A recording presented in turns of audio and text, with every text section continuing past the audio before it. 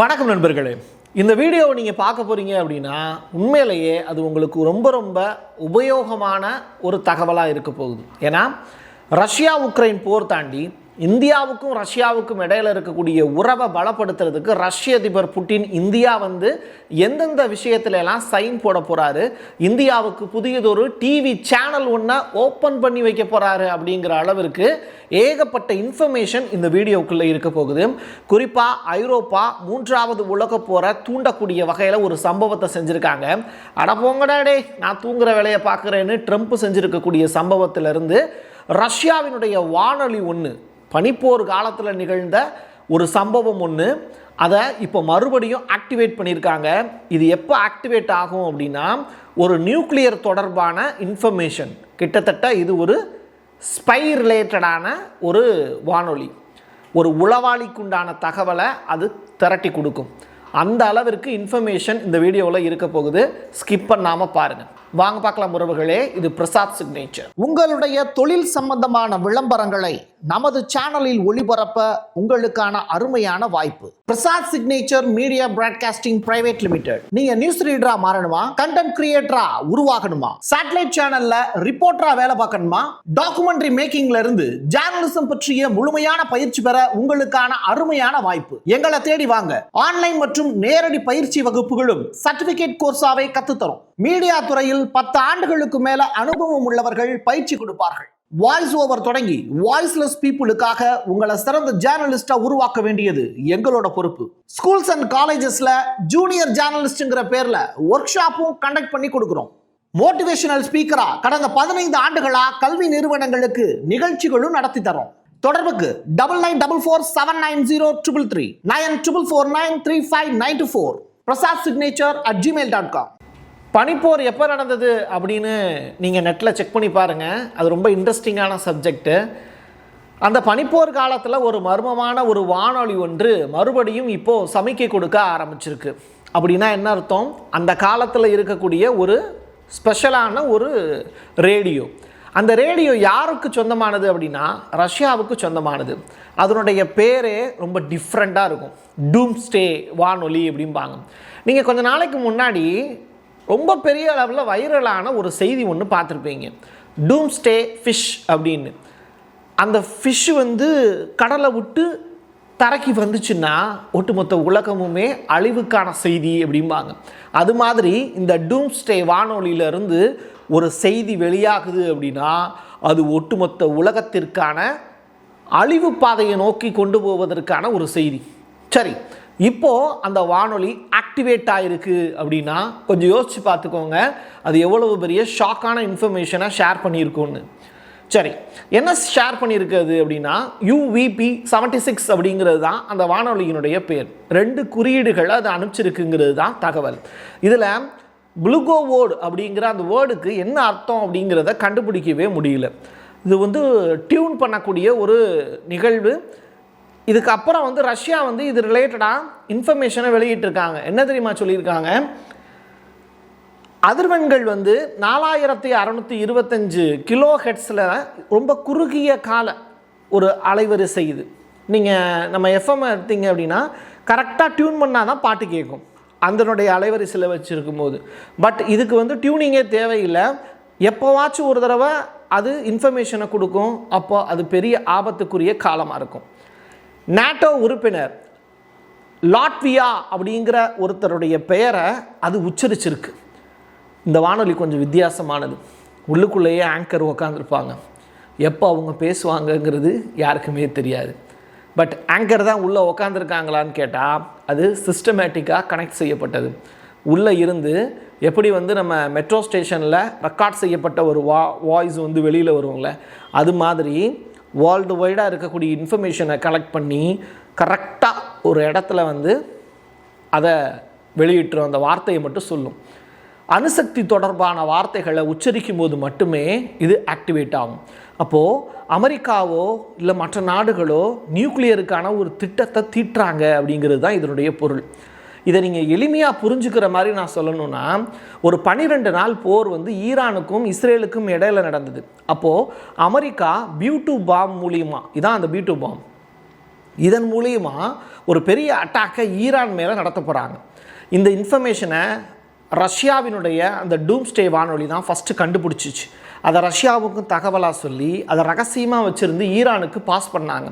அந்த இன்ஃபர்மேஷன் மூலிமா ஈரான் என்ன பண்ணாங்க, செறிவூட்டப்பட்ட யுரேனியம் எல்லாத்தையுமே பாதுகாப்பான இடத்துக்கு, ஏற்கனவே வச்சுருந்த இடத்துல இருந்து வேறொரு இடத்துக்கு மாற்றினாங்க. இந்த முட்டா பயலுக்கு அமெரிக்கா என்ன பண்ணாங்க, அந்த விஷயம் தெரியாமல் டைரக்டாக பிளான் பண்ணபடி இந்த B2 பாமை 13,000 கிலோமீட்டர் தாண்டி போய் ஈரானுடைய அந்த யுரேனியம் செறிவூட்டல் நடந்த இடத்துல அட்டாக் பண்ணாங்க. நான் ஏற்கனவே சொன்ன மாதிரி தான், அந்த இடத்துல ஒன்றுமே இல்லை, ஆனாலும் தன்னுடைய திறமையை காட்டுற மாதிரி 200 அடிக்கு கீழே, பூமிக்கடியில் 200 அடிக்கு கீழே பாஞ்சு அட்டாக் நடத்தி வேஸ்ட்டாக போச்சு இந்த B2 பாம். அந்த அளவிற்கு ஸ்பெஷலான ஒரு இன்ஃபர்மேஷனை தான் இப்போது ரஷ்யா கசிய விட்டுருக்கு. இது யாருக்கான இன்ஃபர்மேஷன் நமக்கு தெரியல, பட் வேர்ல்டு வைடாக இதை பற்றி பேசிக்கிட்டு இருக்காங்க. இதை ஃபஸ்ட்டு வெளியிட்ட தமிழ் சேனல் நம்ம மட்டும்தான். ஓகே, 5 மணி நேரம் நீடித்த புட்டின் மற்றும் விட்காஃபினுடைய சந்திப்பு. இதை பற்றி உக்ரைனுக்கும் ரஷ்யாவுக்கும் இடையில் நடக்கக்கூடிய போரை நிறுத்துறதை பற்றி ஜெர்மனியினுடைய வெளியுறவுத்துறை அமைச்சர் ஜோகன் இவர் என்ன பண்ணுறாரு, ஒரு தகவலை பரிமாறுறார். இதை விட போர் நிறுத்தத்துக்கு ஒரு நல்ல வாய்ப்பு கிடைக்காது, இதை ஜெலன்ஸ்கி சரியாக பயன்படுத்திக்கிட்டு போர் நிறுத்தத்துக்கு சம்மதம் தெரிவிக்கணும் அப்படிங்கிறது தான் அவர் சொல்லியிருக்கக்கூடிய விஷயம். ட்ரம்ப் இதையும் தாண்டி ஒரு விஷயத்தை ஷேர் பண்ணியிருக்கார். உக்ரைனுக்கு ஆயுதங்கள் கொடுத்துக்கிறத நிறுத்திட்டோம் அப்படிங்கிற ஒரு ஸ்டேட்மெண்ட்டு. காமெடி நடிகருக்கு ஆப்பு தயாராகிடுச்சு, அடுத்த வாரம் கைது அப்படின்னு யார் சொல்கிறா, ட்ரம்ப் சொல்லலை. அந்த நாட்டினுடைய எதிர்க்கட்சி MP ஒருத்தர் இந்த தகவலை ஷேர் பண்ணியிருக்காரு. அது தொடர்பான இன்ஃபர்மேஷன் நீங்கள் ட்விட்டரில் தேடி பார்த்தீங்கன்னா கிடைக்கும். ரொம்ப நாள் ஆச்சுல இந்த மனுஷனை பார்த்து. பைடன் இவர் எந்த பக்கம் போகிறாருன்னு அவருக்கே தெரியாது. முன்னாடி கொடியேற்றிக்கிட்டு இருப்பாங்க, அவர் வாட்டுக்கு பின்னாடி நடந்து போயிடுவார். ரொம்ப இன்ட்ரெஸ்டிங்கான பர்சன். பட் இவர் அமெரிக்காவினுடைய அதிபராக இருந்திருக்கார். பைடன் வழங்கிய, அவர் அதிபராக இருந்தபோது $350 பில்லியன் பணத்தை இந்த உக்ரைனுடைய காமெடி அதிபர் ஜெலன்ஸ்கிக்கு கொடுத்தார். எதுக்கு, போர் புரி நல்லா ஜெயிச்சுட்டு வாடா தம்பி அப்படின்னு தட்டி கொடுத்து அனுப்பிச்சார். ஜெலன்ஸ்கி அதை தான் வசதியாக வாழ்கிறதுக்கு பயன்படுத்திக்கிட்டார். இதை ட்ரம்ப் எப்படி சொல்கிறாரு, குழந்தை நம்மக்கிட்ட வந்து முட்டாய் கேட்கும்ல, முட்டாய் கேட்டால் ஆசையாக கேட்டுச்சுன்னா கொடுப்போம்ல, அது மாதிரி 350 பில்லியன் அமெரிக்க பணத்தை தாரவாத்து கொடுத்துருக்காரு ஒரு குழந்தை முட்டாய் கேட்டுச்சு அப்படிங்கிற மாதிரி. அப்போ அந்த குழந்தை யார், இந்த ஜெலன்ஸ்கி. அப்படி ஒரு விஷயத்தை பதிவு செஞ்சுருக்கார். ஸோ இந்த இடத்துல ஜெலன்ஸ்கியும் டேமேஜ், பைடனும் டேமேஜ். இப்படிப்பட்ட நேரத்தில் ஐரோப்பா மீண்டும் போரை நடத்த விரும்பினால் நாங்கள் அதனை முடித்து விடுவோம்ங்கிற ஸ்டேட்மெண்ட்டை புட்டின் இன்னைக்கு ஸ்டேட்மெண்ட்டாக பதிவு செஞ்சுருக்கார். வி ஆர் ரெடி அப்படிங்கிற ஸ்டேட்மெண்ட்டை சொல்லியிருக்கார். ஏன்னா பிரான்ஸினுடைய அதிபர் இம்மானுவேலுக்கு 2027 போஸ்டிங் முடியுது. அவர் மறுபடியும் எலெக்ஷனில் ஜெயிக்கணும்னா இந்த மாதிரி வார் ஏதாவது நடத்தினா தான் அவரால் ஜெயிக்க முடியும். ஸோ அப்படிப்பட்ட ஒரு சுச்சுவேஷனை உருவாக்கி எலெக்ஷனே நடக்க விடாமல் தொடர்ச்சியாக போர் நடந்துக்கிட்டு இருக்குது அப்படின்னு உக்ரைனில் எப்படி எலெக்ஷன் நடத்தாமல் அப்படியே ரன் ஆகிட்டே இருக்கோ, அதே மாதிரி ஃப்ரான்ஸ்லையும் ஒரு சுச்சுவேஷனை உருவாக்குறதுக்கு இந்த மேக்ரான் ட்ரை பண்ணுறார். அவருடைய அந்த ஆசையை நிறைவேற்றிக்கிறதுக்கு உக்ரைன் போரை மறுபடியும் எக்ஸ்டெண்ட் பண்ணுறதுக்கான வேலையை செய்கிறாரு. மற்ற நாடுகளையும் அதில் பார்ட்டிசிபேட் பண்ண வைக்கிறதுக்கு அவர் பெரும் முயற்சி எடுக்கிறார். இதை புட்டின் வந்து ரொம்ப கிளியராக சொல்லிட்டார். ஆரம்பிக்கிறது நீயா இருப்ப, முடிச்சு வைக்கிறது நானாக இருப்பேன் அப்படின்னு சொல்லிட்டார். கருங்கடல் அப்படிங்கிறது எங்களுடைய ராஜ்யம், கடலுக்கடியில் விளையாட்டு காட்டுற வேலைலாம் வச்சுக்காத ஜெலன்ஸ்கிங்கிறது தான் மிரட்டி விட்டுருக்கார். கடலை மூடுவது அப்படின்னாலும், இப்போ எப்படி ட்ரம்ப் வந்து வெனிசுலாவினுடைய வான்வெளியை நான் மூடிட்டேன், கவர் பண்ணிட்டேன் அப்படின்னு ஒரு ஸ்டேட்மெண்ட் கொடுத்தாரு. அது மாதிரி கடலை மூடுவது அப்படின்னாலும் நான் அதுக்கு தயார் அப்படின்னு சொல்லியிருக்கார். இந்த மாதிரியான ஸ்டேட்மெண்ட்லாம் புட்டின் சொல்கிறது தான் கெத்து. ஸ்பீச்சை கேளுங்க. But if Europe wants to fight and they start this fight, then we are ready right now. We are ready right now. இப்போ நான் கூட நான் போருக்கு தயார் அப்படின்னு சொல்லியிருக்கார். இவர் இவ்வளோ பெரிய ஸ்டேட்மெண்ட் சொல்லும்போது ட்ரம்ப் என்ன தெரியுமா பண்ணிட்டு இருந்தாரு? என்னையா முழிச்சிருக்காரா, தூங்குறாரா? யாரோ லேடி பேசிகிட்டு இருக்காங்க, அதனால் கவனிச்சிட்டு இருக்கார். பட் மார்க் ரூபியோ பேசிகிட்டு இருக்கும்போது அவர் தூங்கிட்டார் அப்படிங்கிறது தான் ட்விட்டர்லையும் மற்ற இடங்கள்லையும் சமூக ஊடகங்கள்லையும் கிடச்சிருக்கக்கூடிய செய்தி. ட்ரம்ப்பு தூங்கிட்டாரா? ஆமாம். அட போங்கடா, எனக்கு 79 வயசு ஆயிடுச்சு அப்படின்னு சொல்லி அவர் இந்த படம் பார்த்துருக்கீங்களா நீங்கள்? இதற்குத்தானே ஆசைப்பட்டாய் பாலகுமாரா அப்படின்னு சொல்லிட்டு ஒரு படம். அதில் விஜய் சேதுபதி குமுதா ஹாப்பி என்னாச்சு அப்படின்னு சொல்லிட்டு ஒரு காமெடி. அதில் பசுபதி சார் கடைசியில் அடப்போங்கடா உங்களுக்கு பஞ்சாயத்தை வச்சு, என்னால் முடியாதுடா, சுகர் பேஷண்ட்ரா, நான் கையில் நடுக்குது பாடுறா அப்படின்னு சொல்லிட்டு தன்னுடைய நடிப்பு திறமையை அசால்ட்டாக வெளிப்படுத்துவார். அது மாதிரி ட்ரம்ப்பு இந்த உக்ரைனு ரஷ்யா பஞ்சாயத்தை எப்போ முடிக்க போகிறேன்னு தெரில, வயசு 79 ஆச்சு. என் மேலே சுமத்தப்பட்ட பாலியல் வன்கொடுமை வழக்க கூட அசால்ட்டாக சமாளிச்சிட்டேன், ஆனால் உங்கள் 2 பேரோட பஞ்சாயத்தை முடிக்க முடியலையேடான்னு கண்டிப்பாக ட்ரம்ப்பு அந்த தூக்கத்திலேயே கனவுல பேசியிருப்பாருன்னு நினைக்கிறேன். அந்த அளவிற்கு ஒரு சக்ஸஸ்ஃபுல்லான மேனை இந்த அளவுக்கு அசிங்கப்படுத்தக்கூடிய நிகழ்வு அரங்கேறிட்டு தான் இருக்குது. எனிவே, ஒரு நோபல் பரிசுக்காக தான் ட்ரம்ப் இவ்வளோ தூரம் போராடுறார். அந்த போரை நிறுத்திட்டா ஒரு நோபல் பரிசு கிடைக்கும் நெக்ஸ்ட் இயராவது. அது ஒன்று தான் ட்ரம்ப்பினுடைய இலக்கு. பார்ப்போம் அவருடைய கனவு நனவாகுதான். ஆனால் அந்த கனவுக்கு முட்டுக்கட்டை போடுறது என்ன அப்படின்னா பிச்சை. இவங்க பேர் ஊர்சிலா. ஆனால் யாருங்க எடிட்டர்? இது என்ன திருவோடு மாதிரி வச்சுருக்கீங்க? இதெல்லாம் கொஞ்சம் ஓவர் தான், இருந்தாலும் பரவாயில்ல. ஆனால் நிஜமாகவே இவங்க பிச்சை எடுக்கிற மாதிரியான சீன் தான் இப்போதைக்கு நிலவுது. இவங்க யாருன்னா ஐரோப்பிய யூனியனுடைய ஹெட்டு. அப்படிப்பட்டவங்க ரொம்ப கெத்தாக பேசுகிறத நினச்சி ஒரு சம்பவம் ஒன்று பண்ணியிருக்காங்க. என்னென்னா, இனி ரஷ்யாவுடன் எண்ணெய் வியாபாரம் கிடையாது, அதான் அந்த ஸ்டேட்மெண்ட். அப்படின்னா ஐரோப்பா வளமான நாடா அப்படிங்கிறது தான் நமக்குள்ள கேள்வி வரும். ஒன்றுமே கிடையாது. யூகேயில் போனீங்கன்னா, நடந்து போனீங்கன்னா தெருவில் பிச்சை எடுப்பாங்கல்ல, அதுதான் யூகேவினுடைய தற்போதைய நிலை. அதே மாதிரி யூரோப் கண்ட்ரிஸ் எல்லாத்துலேயும் இந்த லேடி தலைவராக வந்ததுக்கு பிறகு அந்த நாட்டினுடைய வியாபாரம் எல்லாமே படுத்து போச்சு. உண்மையிலேயே நம்ம வீடியோ எடிட்டர் கரெக்டாக தான் வச்சுருக்காங்க. இந்த அம்மா பிச்சை தான் எடுத்துக்கிட்டு இருக்கு இப்போது. ஆனால் அதை கெத்தாக எப்படி சொல்லுது, நாங்கள் இனிமேல் ரஷ்யாவோட எந்த கூட்டணிகளையும் இருக்க மாட்டோம், எண்ணெயும் வாங்க மாட்டோம். அப்போ எண்ணெய்க்கு எங்கே போவீங்க? சைக்கிள்லையா போவீங்க? அப்படிங்கிறத தான் இந்த இடத்துல நம்ம யோசிச்சு பார்க்கணும். சைக்கிளில் போகிறதுக்கு இந்த அம்மா பிளான் பண்ணுது. இந்த வெள்ளை ராணி பிளான் பண்ணக்கூடிய விஷயம் என்னென்னா, ஐரோப்பாவில் இருக்கக்கூடிய மக்கள் எல்லாத்தையும் அடுத்து இனிமேல் பைக்கு காரு எதுவுமே யூஸ் பண்ண முடியாது, சைக்கிளில் போங்க இல்லாட்டி நடந்து போங்க அப்படின்னு சொல்லுது. வேறு ஒன்றும் கிடையாது. இதெல்லாம் ஒரு பக்கம் போட்டு முக்கியமான ஒரு விஷயம் ஒன்று நடக்க போகுது. டிசம்பர் மாதம் 4ஆம் தேதி 5ஆம் தேதி ரஷ்யாவினுடைய அதிபர் புட்டின் நம்ம இந்தியாவுக்கு வராரு, டெல்லிக்கு வராரு. அவருக்கான சிறப்பான ஏற்பாடுகள், டான்ஸ் முதற்கொண்டு ஏற்பாடுலாம் பண்ணியிருக்காங்க. அதுவும் ரஷ்யர்களே இந்தியாவினுடைய பாடல்களுக்கு நடனம் ஆடுற மாதிரியான ஏற்பாடுகள்லாம் ரெடியாக இருக்குது.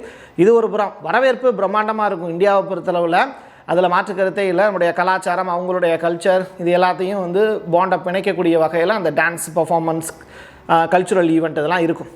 பட் மோடி அவர்கள் என்ன செய்ய போகிறாரு? ரஷ்ய அதிபர் புட்டின் கட்டி தழுவி ரொம்ப பெரிய அளவில் தன்னுடைய நட்பை பலப்படுத்தி வச்சுருக்காரு மோடி. அதனுடைய ஒரு பகுதியாக இந்தியாவுக்கு கிடைக்கக்கூடிய லாபம் என்ன, அதுதான் முக்கியம். Su-57 அப்படிங்கிற அந்த போர் விமானம் நமக்கு கொடுத்து உதவ போகிறாங்க. அதனுடைய தொழிற்சாலையும் இங்கே நிறுவுறதா பிளான் இருக்குது. S-500, S-400 விட அட்வான்ஸ்டு S-500.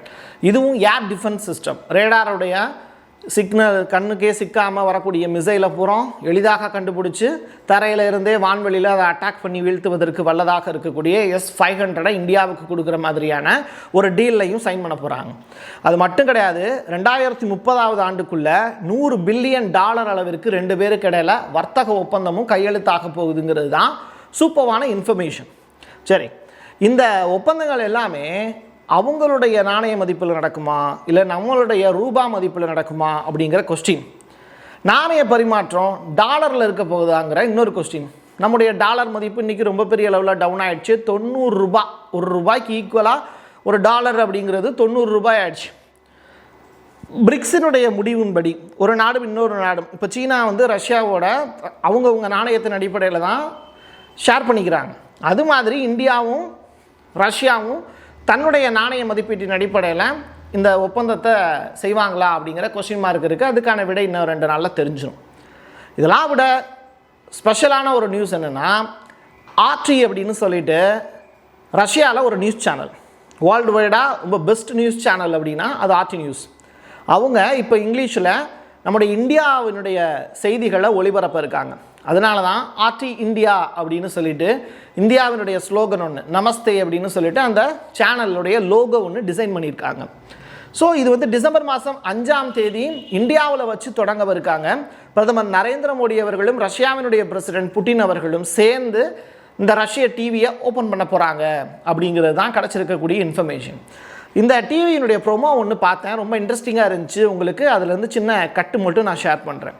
இந்தியா ரஷ்யாவினுடைய பெருமைகளை இணைத்து காட்டக்கூடிய வகையில் 1971 இருந்து நடந்த சம்பவங்களை மையப்படுத்தி நம்முடைய கல்ச்சர், அவங்களுடைய கல்ச்சர் எப்படி பாண்ட் ஆகிறது, என்ன கவலைகள், உலக வர்த்தகம் எப்படி இருந்தது, போர்களுக்கு இடையில் வந்து ரஷ்யா இந்தியாவுக்கான உறவு எப்படி இருந்தது அப்படிங்கிறது தொடர்பான விஷயங்கள், விண்வெளியில் இந்தியாவுக்கு கொடுக்கப்பட்ட வாய்ப்பு, அது ரஷ்யா செய்திருக்கக்கூடிய உதவி, இது எல்லாத்தையுமே சேர்த்து வச்சு இந்த ஆர்டி நியூஸ் ஒரு ப்ரோமோ ஒன்று ரெடி பண்ணியிருக்காங்க. சூப்பரான ஒரு ப்ரோமோ. இது நீங்கள் ட்விட்டரில் போய் பார்க்கலாம்.